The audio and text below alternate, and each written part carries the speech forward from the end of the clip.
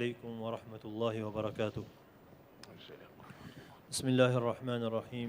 الحمد لله الذي بعث فينا رسولا من أنفسنا يعلمنا الكتاب والحكمة، والصلاة والسلام على من أرسل رحمة للعالمين وعلى آله وصحبه ومن تبعهم بإحسان إلى يوم الدين. أما بعد، إخوتي في الله، أنتم تتخرجون في هذه السنة وأنتم تقفون اليوم على أعتاب مرحلة جديدة من البلاغ والعمل، فاسمحوا لي أن أهديكم دستور العمل النبوي الذي كان يودع به أصحابه عليهم رضوان الله أجمعين. فعندما كانوا ينطلقون إلى البلاد ليفتحوا القلوب والبلاد، فرسول الله صلى الله عليه وسلم كان يودعهم ببعض الوصايا.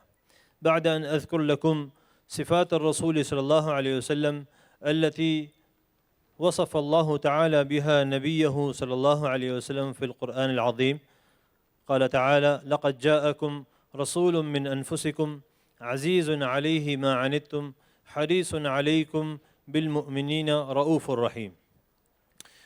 فإخوتي في الله، من أراد أن يمثل رسول الله صلى الله عليه وسلم في دعوته فليحمل هذا الحرص وهذه المحبة والرأفة في قلبه كما كانت في قلب النبي صلى الله عليه وسلم، حتى وصفه الله تعالى بهذه الصفات.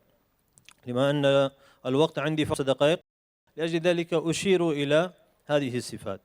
وأما الوصايا التي أوصى بها رسول الله صلى الله عليه وسلم أصحابه، فمن بين هذه الوصايا أوصى رسول الله صلى الله عليه وسلم معاذ بن جبل وأبا موسى الأشعري رضي الله عنهما، فقال لهما: يسرا ولا تعسرا، وبشرا ولا تنفرا، وتطاوعا ولا تختلفا، أو كما قال عليه الصلاة والسلام. فإخوتي في الله، لنكون من أولئك الذين يبشرون وييسرون ويجذبون قلوب الناس بجمال الإسلام، فهذه هي الصفات التي اتصف بها الصحابة رضي الله عنهم، ورسول الله صلى الله عليه وسلم أوصاهم بها. وكذلك عندما بعث رسول الله صلى الله عليه وسلم معاذ بن جبل رضي الله عنه زاده فقال له: واتقي دعوة المظلوم فإنه ليس بينه وبين الله حجاب. وكذلك الرسول صلى الله عليه وسلم حث عليا رضي الله عنه على الجهد في هداية الناس، فقال له في وصيته: فوالله لأن يهدي الله بك رجلا واحدا خير لك من حمر النعم.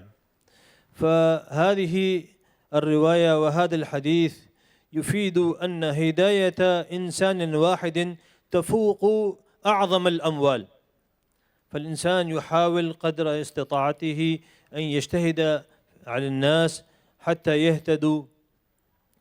وكذلك عندما نرجع إلى بلادنا كأننا مبعوثين من قبل الجامعة البنورية العالمية، فهناك نلتزم بقوانين البلد، لا نخالف قوانين البلد طالما أنها لا تأمرنا بمعصية الخالق، فنلتزم بقوانين البلد وندعو الناس إلى الله تعالى ونخدم الإسلام والمسلمين والدين في بلدنا مع كل التزام بقوانين بالحكمة والبصيرة.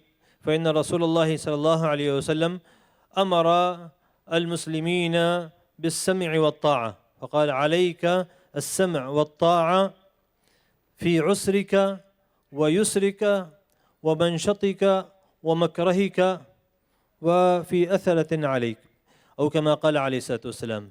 فنحن إخوتي في الله عندما نعود إلى بلادنا نجتهد هناك لأجل الدين، نخدم الدين ونلتزم بالقوانين إن شاء الله.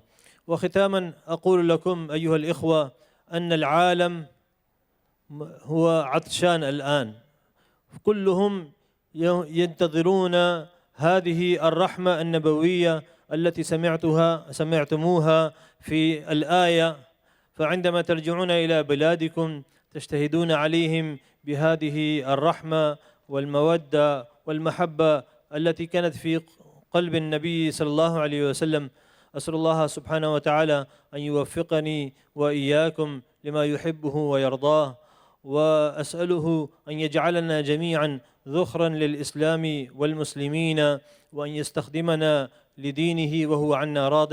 آمين يا رب العالمين. والسلام عليكم ورحمة الله وبركاته.